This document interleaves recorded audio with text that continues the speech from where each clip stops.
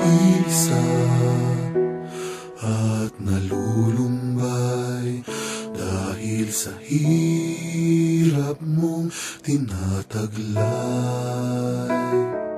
Kung kailangan mo ng karamay, tumawag ka at siya'y naghihintay.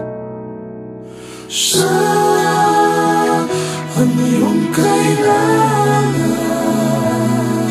sandigan, kaibigan mo. Siya ang araw mong lagi at karamay kong sawi. Siya ay si Jesus sa bawat sandali.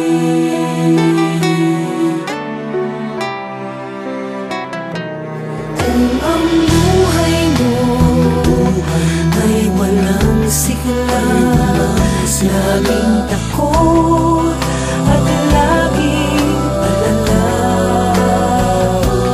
tanging kay Jesus makakaasa. Ligtas ay lubos na ligaya.